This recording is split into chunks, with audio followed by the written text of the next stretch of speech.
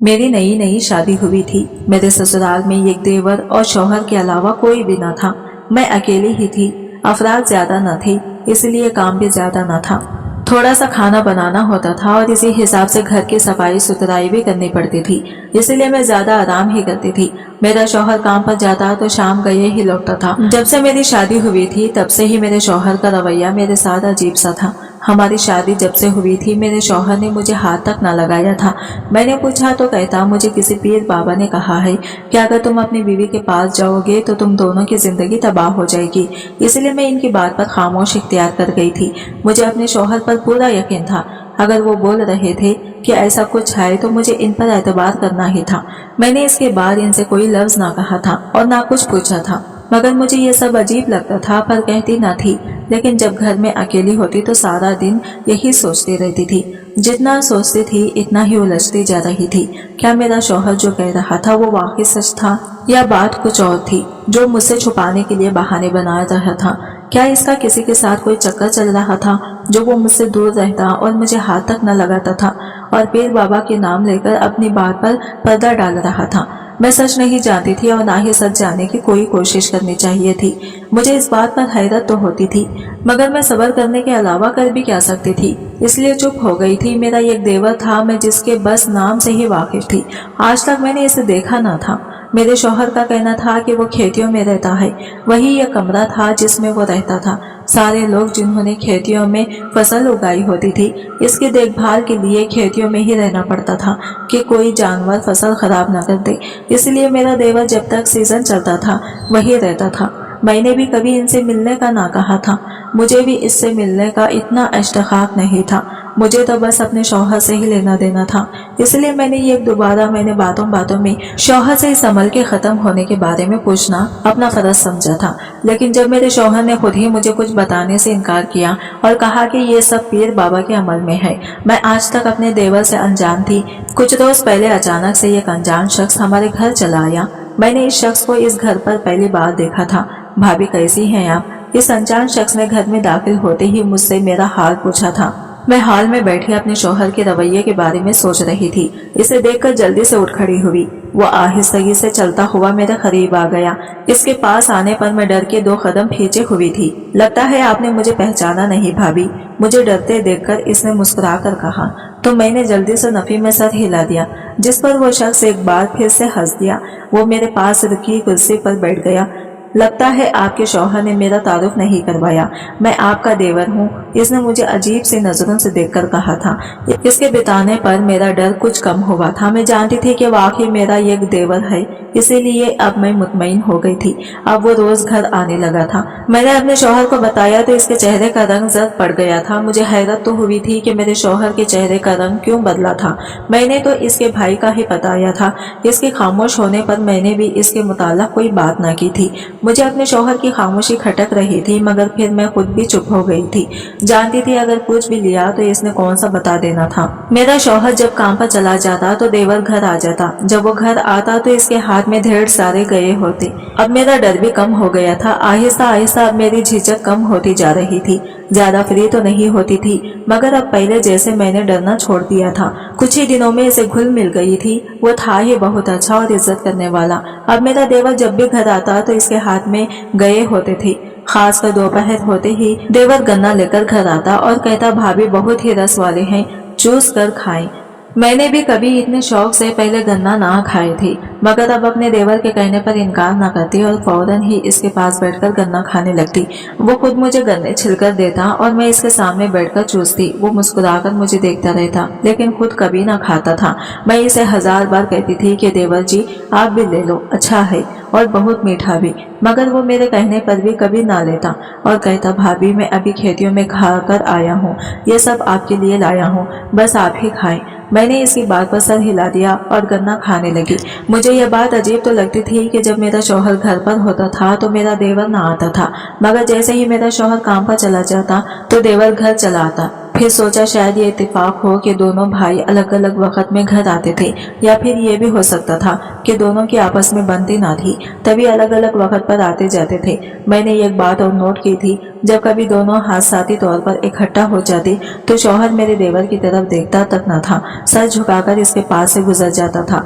मेरे शौहर के यूं सर झुकाकर गुजरने पर मेरे देवर के चेहरे पर ये पर इसरारी सी मुस्कुराहट उभर आती थी, मगर मेरे शौहर के चेहरे का रंग पीला पड़ जाता था।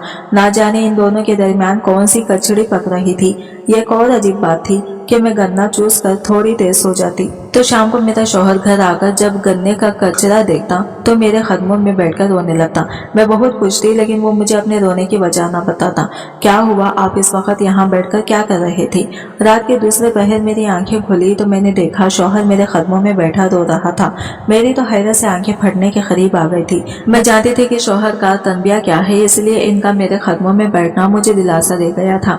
मुझे डर था कि इनके इस अमल से अल्लाह मुझसे नाराज ना हो जाए। मैंने आंखें खोलकर जल्दी से अपने पाँव इससे दूर किए और घबराकर इससे रोने की वजह पूछी थी, मगर हमेशा की तरह इन्होंने मुझे कुछ भी ना बताया। इससे पहले कि मैं एक बार फिर से पूछती, वो उठकर कमरे से ही बाहर निकल गई। मैं इनको कमरे से बाहर जाते हुए देखती रही थी। अब तो ये सब इनका मामूल बन चुका था। रात देर तक जागने की वजह से अगली सुबह मेरी आंख थोड़ी देर से ही खुलती। मुझे समझ नहीं आ रही थी कि अब मैं क्या करूं, कैसे अपने शौहर के दिल की बात का पता लगाऊं। आखिर इनकी रोने की वजह क्या हो सकती थी? मैंने बहुत कोशिश की थी कि अपने शौहर से सच उगलवाने की, मगर वो बोलते ही ना थे। मैंने भी थक हार कर इनसे पूछना छोड़ दिया था। मेरा देवर अब भी बाकायदगी से गन्ने लेकर आता था और जिद करके मुझे खिलाता। मैं भी इसका दिल रखने के लिए खा लेती थी, लेकिन पता नहीं इनमें ऐसा क्या होता था कि गन्ना खाने के बाद मुझे नींद आ जाती थी और मैं कुछ देर के लिए सो जाती थी। इसके बाद मुझे खुद की कोई होश न रहती। मैं कुछ दिनों से देख रही थी कि मेरे जिस्म में अजीब सा दर्द रहने लगा था। मेरा किसी काम को दिल ना करता। जब भी कोई काम करने के लिए उठती तो मतली और चक्कर आने शुरू हो जाते। मैं तो पहले ही अजीब किस्म की उलझनों में उलझी हुई थी। मुझे समझ नहीं आ रहा था कि मेरे साथ अब क्या हो रहा है। मैं किसी से कोई बात भी ना कर पाती थी। अपने मायके जाने का वक्त ही ना मिलता था। मोहल्ले में भी सब अपने अपने घरों में दबके बैठे रहते थे, तो मैं किसी अपने दुख सुनाती। सबर शुक्र करके अपनी जिंदगी गुजार रही थी। शादी को अभी महीना ही हुआ था और मुझे यूं लगता जैसे काफी वक्त गुजर गया है। जिस तरफ मेरा ध्यान जा रहा था मैं ऐसा सोच भी नहीं सकती थी। नहीं, मेरा शौहर मेरे बारे में क्या सोचेगा? मैंने खुद के ख्यालों को ही झुठलाया था। मेरे साथ ऐसा क्या हुआ है जो मेरा जिस्म इतना दर्द कर रहा था? मैंने खुद से ही सवाल किए थे, कहीं ये दोनों भाई मिलकर मेरे साथ कुछ गलत तो नहीं कर रहे? मेरा शौहर मेरे साथ गलत कैसे कर सकता था? इसे क्या मिलेगा ये सब करके? इसने तो खुद मुझे सच बताया था कि वो क्यों मुझसे दूर रहता है। अगर इसने पहले मेरे साथ कुछ गलत नहीं किया तो अब क्यों करता? मुझे कुछ समझ ना रहा था कि मेरे साथ क्या हो रहा है।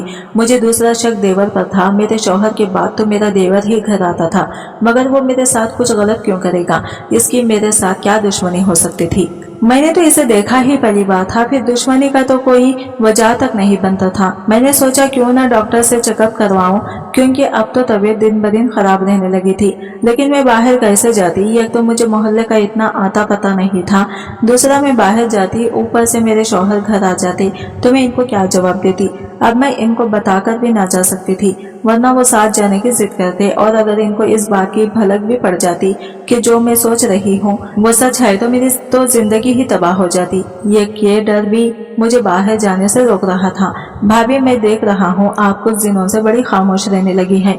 क्या बात है? सब ठीक तो है ना? मेरा देवर आज भी चूसने के लिए गन्ने लेकर आया था, लेकिन मेरा गन्ने चूसने का बिल्कुल भी दिल ना कर रहा था, इसलिए बस हाथ में पकड़कर बैठी रही थी। जब देवर ने देखा कि मैं गन्ना खा नहीं रही, बस पकड़कर बैठी हुई हूँ, तो इसने मुझे बड़े प्यार से मुखातिब करते हुए पूछा था मुझे क्या हुआ है। मैंने चौंक कर इसके चेहरे की तरफ देखा था। मुझे इसके चेहरे की मुस्कुराहट अजीब सी लगी थी। इसकी आंखों में मौजूद चमक एक राज अपने अंदर दफन किए हुए थे।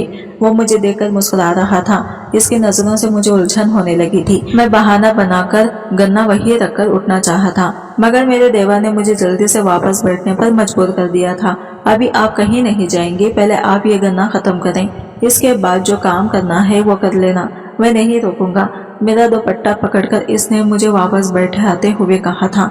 मेरा दिल इस वक्त मेरा किसी से भी बहस करने का कोई मूड नहीं था, इसलिए मैं चुपचाप बैठ गई और देवर के हाथ में पकड़ा गन्ना लेकर बेदिली से चूसने लगी। बहुत मुश्किल से मैंने वो गन्ना खत्म किया था और वहां से उठकर जल्दी से बावर्ची खाने में आ गई थी। जब तक मैंने पूरा गन्ना खत्म ना किया तब तक मेरे देवर ने अपनी नजरें मुझ पर ही गाड़ी रखी थी। मैं इसकी नजरों से बचने के लिए बावर्ची खाने में आई। ना जाने क्या बात थी, मेरे जिस्म में एक अजीब सा खौफ सरायत करने जा रहा था। मैं चाहती थी मेरा देवर अब इसी वक्त यहाँ से चला जाए, क्योंकि इसकी मौजूदगी मेरे शक को हकीकत का रूप दे रही थी। अगर देवर ही मेरा गुनाहगार था तो मैं किसी को क्या मुंह दिखाऊंगी। मेरा तो शौहर पहले से ही मुझसे दूर था। मैं क्या करूंगी, कैसे सबको यकीन दिलाऊंगी कि मैं बेगुनाह हूँ। मैंने अभी पानी पीकर गिलास शल पर ही रखा था जब मुझे अपने भीजे से मेरे देवर की आवाज सुनाई दी। आप यहाँ क्या कर रही हैं? जाएं कमरे में आराम करें, मैं भी खेतियों में जा रहा हूँ। मैं झटके से पीछे मुड़ी थी। अगर इसने अपना गुनाह छुपाने के लिए मुझे मारकर यही फेंक दिया तो कैसे पता चलेगा कि मैं मर चुकी हूँ। इसके चेहरे को देखकर मैंने खुद से कहा था, बेशक वो खूबरो जवान मर्द था, अपनी जान के जाने के एहसास ने मेरे रोंगटे खड़े कर दिए थे। मैं बिना अपने देवर को देखे अपने कमरे में आ गई और बेड पर लेट गई। जाने में क्या क्या सोचती जा रही थी। सोचते हुए ही मैं गंदगी में चली गई थी और जब मेरी आंख खुली तो रात का जाने कौन सा पहर था। मैं आंखें खोलकर यूं ही बेड पर लेटी रही थी। मुझे कुछ समझ नहीं आ रहा था। तभी अचानक मेरे ज़हन में मेरे शौहर की तस्वीर उठती तो मैंने चौंक कर इसे कमरे में तलाश करना चाहा, मगर कमरा पूरा खाली था। तभी मुझे अपने पैरों के पास किसी की सुसुकने की आवाज़ सुनाई दी थी। मैं आवाज़ को पहचान कर जल्दी से सीधी हुई थी। मेरे शौहर रोज की तरह आज भी मेरे पैरों के पास बैठे रो रहे थे। मुझे अब हैरत कम और तजस्सुस ज्यादा होने लगा था, क्योंकि रोते हुए वो मुसलसल दरवाजे के पास पड़े गन्ने के छिलकों को ही देख रहे थे। ऐसी क्या बात थी जिस पर मेरे शौहर यूं मुझसे पैर पकड़कर माफी मांगते थे, वो भी मेरे सोते हुए मेरे सामने। तो उन्होंने कभी कुछ ना कहा था। यही बात मुझे हैरान कर रही थी। एक तरफ मेरे देवर की अजीब शख्सियत और दूसरी तरफ मेरे अपने शौहर का ये रवैया मेरी समझ से बाहर था। मैं जितना इस मामले को समझने की कोशिश कर रही थी इतनी ही परेशान हो रही थी। रात को जैसे तैसे मैंने काट ही ली थी, मगर अगले रोज मैंने सच्चाई जानने के लिए एक मंसूबा बनाया और इस पर अमल करने के लिए अपने देवर का बेसब्री से इंतजार करने लगी। दोपहर से कुछ देर पहले ही मेरा देवर गन्ने ले आया और हस्बे मामूल इसने मुझे गन्ना छील कर दिया और खुद मेरे सामने बैठकर मुझे देखने लगा। रोज की तरह आज भी मुझे इनकी नजरों से उलझन हो रही थी, मगर मैं बिना कुछ बोले चेहरे पर मनसूई मुस्कुराहट सजाकर गन्ना खाने का नाटक करने लगी। मैं गन्ने को खाने के लिए तोड़ती और इसे चबाते बिना अपने भीजे रखे दुपट्टे में छुपा लेती। जब मैंने गन्ना पूरा यूं ही खत्म कर लिया तो नींद आने का ड्रामा करते हुए उठकर अपने कमरे की तरफ बढ़ने वाली थी, जब अपने देवर को देखकर रुक गई। देवर जी आप जाएं, मुझे तो बहुत ज्यादा नींद आ रही है, मैं सोने के लिए अपने कमरे में जा रही हूँ, मैंने नींद में जाने का ड्रामा करते हुए कहा और कमरे में जाकर लेट गई।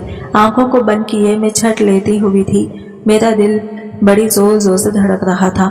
ये अनजाने खौफ ने मुझे अपनी लपेट में ले रखा था। जाने आगे क्या होने वाला था, मैं अभी यही सोच रही थी कि अचानक मैंने कमरे में किसी के कदमों की आहट सुनी। मेरा इर्द वो कांप रहा था। इससे पहले कि मैं कुछ समझ पाती किसी ने मुझे अपनी गिरफ्त में ले लिया था। आगे का सोचकर मेरी रूह कांप गई थी। मेरे हवास आहिस्ता आहिस्ता खोने लगे थे। मैंने अपने ऊपर झुके अपने देवर को पूरा जोर लगाकर खुद से दूर ढकेला था और उठकर भागती हुई दरवाजे की तरफ बढ़ी थी। मेरे आंसू अपनी इज्जत खोने की दुख में बहते जा रहे थे। मैं जान गई थी कि मेरा देवर ही मेरे साथ गलत काम करता था। इससे पहले कि मेरा देवर फिर से मुझे पकड़ता मैं चीखते हुए बेहोश हो गई थी। जब मुझे होश आया तो मैं एक हॉस्पिटल में थी। डॉक्टर ने बताया कि मैं हामिला हूँ। ये सुनकर मेरी तो जान ही निकल गई थी। मैंने कांपते हुए अपने शौहर को देखा था जो मुझे गुस्से से देख रहा था।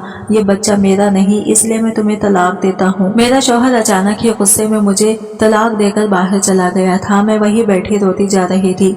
मैं तो पहले ही एक झटके से संभल ना पाई थी, अब एक और मुसीबत मेरे सर पर आ पड़ी थी।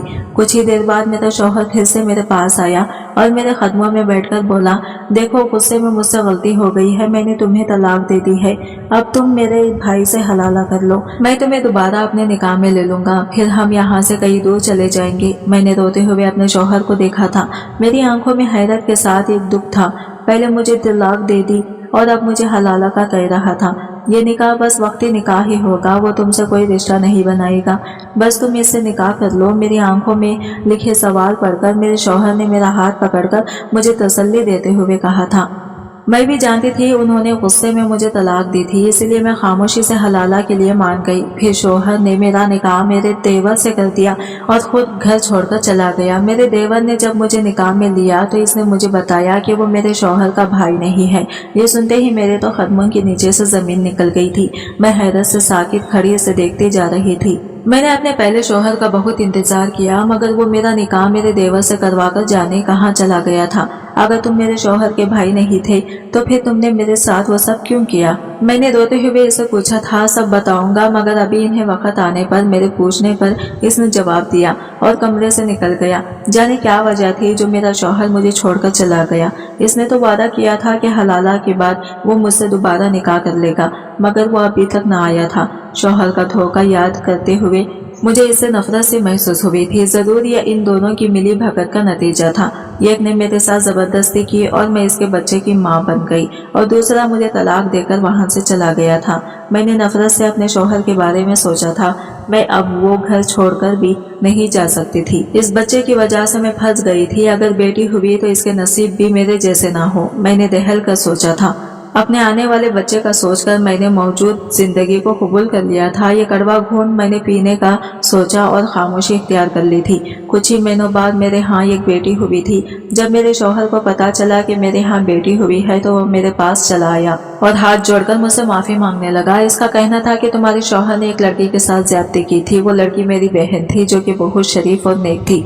इसने इसे दुनिया में रुस्वा कर दिया था। मैंने इसे बदला लेने का सोचा था, इसलिए जब तुम्हारी इससे शादी होने वाली थी तो इसे एक पीर बाबा ने कहा था कि वो 2 महीने तक अपने बीवी से दूर रहेगा और इसका दम किया हुआ गुन्ना चूसने के लिए में देगा। तुम्हारे शौहर के दिल में चौथा इसने गुनाह किया था और इसके चलते वो सारी जिंदगी बे औलाद रहने के डर से फौरन मान गया। पीर बाबा को तो मैंने पैसे देकर ये अब करने को कहा था, क्योंकि मैं अपनी बहन का बदला इसकी नई नवेली दुल्हन के जरिए से लेना चाहता था। तब इस बाबा ने मेरे कहने पर तुम्हारे शौहर को कहा कि मैं तुम्हारे काम पर जाने के बाद तुम्हारी बीवी को ये गन्ना चूसने के लिए दिया करूं। तुम्हारे शौहर को हमने कहा था कि गन्ने पर मैं कुछ इसमें भोगकर तुम्हें दिया करूंगा। इस बाबा ने ही इसे कहा था कि वो मुझे अपने भाई कहकर तुमसे तारुफ करवाए। तुम्हारे शौहर ने ऐसा ही किया था। इस पीर बाबा ने तुम्हारे शौहर से कहा था तुम्हारी बीवी जब ये गन्ना खाएगी तो इसको बहुत तकलीफ होगी, इसलिए तुम्हारा शौहर जब भी घर में गन्ने के छिलके देखता था तो बहुत रोता था कि इसके गुनाह की वजह से तकलीफ उठा रही हो। मैं गन्ने में दवाई डालकर तुम्हें बेहोश कर देता और फिर तुम्हारे जिस्म के जरिए मैं अपनी बहन का बदला लेता था, लेकिन कर रहा फिर मुझे आहिस्ता आहिस्ता एहसास होने लगा कि मैं गलत किए हूँ, लेकिन तब तक देर हो चुकी थी। तुम सब सच जान गई थी और जब मुझे पता चला तुम मेरे बच्चे की माँ बनने वाली हो तो मैंने ही तुम्हारे शौहर को मजबूर किया था कि वो तुम्हें तलाक देकर तुम्हारी मुझसे शादी करवा दे। इससे मैं इसे माफ कर दूंगा और वो खुद चाहे किसी की इज्जत खराब कर चुका था, लेकिन वो खुद एक दागदार बीवी बर्दाश्त नहीं कर सकता था, इसलिए इसने मेरा कहा मान लिया और तुम्हारे सामने हलाला का नाटक किया।